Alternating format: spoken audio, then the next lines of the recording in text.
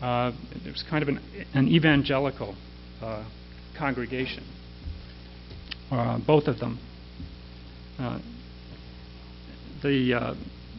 Turns out that most of the residents of Tangiers Island were of an evangelical Christian persuasion.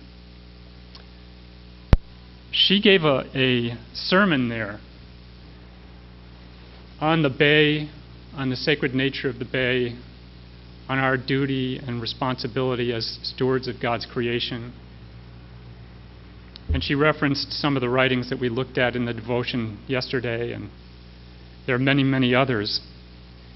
What she succeeded in doing was connecting the Tangiers Island watermen's religious faith to their responsibility as stewards of God's creation. And she did it in a way that touched their emotions. And I think that's something that both Jessica and Clive have referenced. It was not just a head thing. It was a heart thing. And she reached the hearts. And Jessica, you talked about how one of the students said, "This is the first time I've been touched." And I think on your website it says, "That's the first time I cried in school," from the presentation that took place there. These rough and tumble watermen, some of them were brought to tears when they realized the importance that they had missed, really. They had overlooked it. And from that simple connection, the Tangiers Islanders went on and totally changed their habits. And they formed cleanup, recycling, waste reduction efforts. They formed a political advocacy campaign around fishery legislation on the bay. The women and the men got quite active. Environmental education programs were launched. An experimental oyster aquaculture program was brought into existence. And there were a whole set of ripple effects that grew out of this connection between faith and stewardship that was made. I learned this story first from a woman named Cassandra Carmichael, who's now she's now coordinating environmental efforts for the National Council of Churches. And she's got a very responsible job with quite a staff. The National Council of Churches over the last few years has raised a lot of funds to promote environmental education. And they're doing some wonderful work.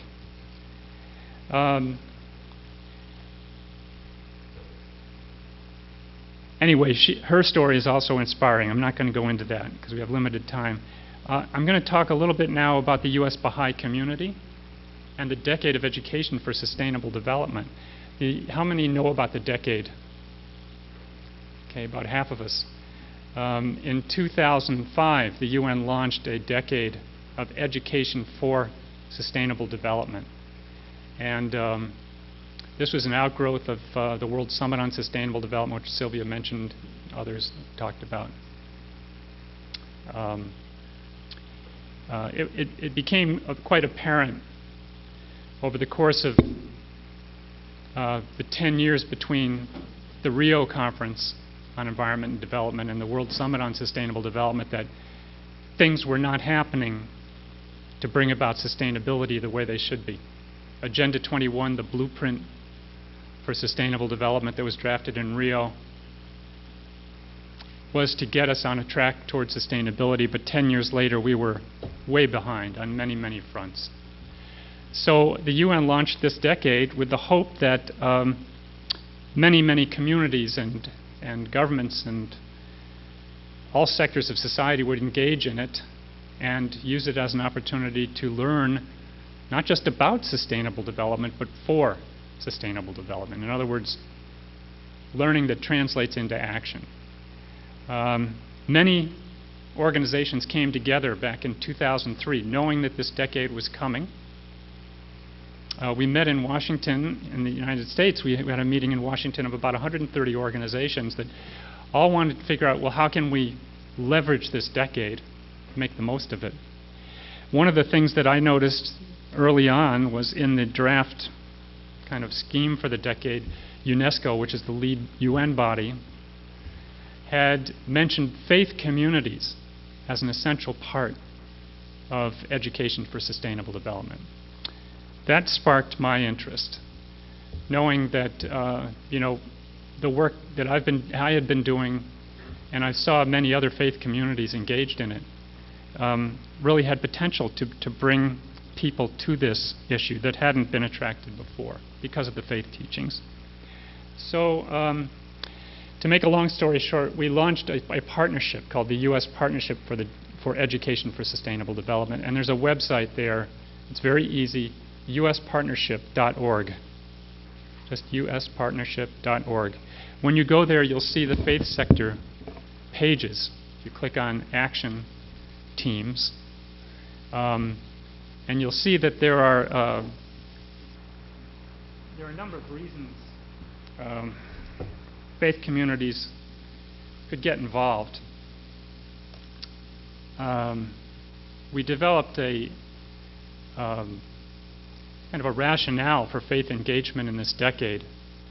And I got something really interesting from a Chicago organization called Faith in Place. Their language was, all faiths share a belief in two great responsibilities: to love one another and to care for creation. This is a common thread throughout all faiths. So we thought that was a good way to kind of introduce the concept of faith engagement in this decade. And we figured out ways that faith communities could contribute to the decade. One, by reflecting on the vision of the decade through the framework of their own faith tradition. The vision of the decade being education for sustainable development, integrated into learning throughout the world. Faith communities could seek to understand the interconnectedness between spirituality and sustainability. And we've been talking about that here. They could tap the deepest sources of human desire for a peaceful and sustainable future for all living things. Learn to be faithful stewards of the earth. Form relationships within and among faith traditions that serve the common good. And offer opportunities for education, reflection, and action that foster justice and sustainable development.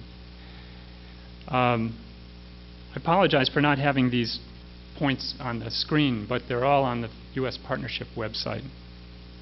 So we set a few goals. One is to compile and share information on faith practices and stories and resources on sustainability.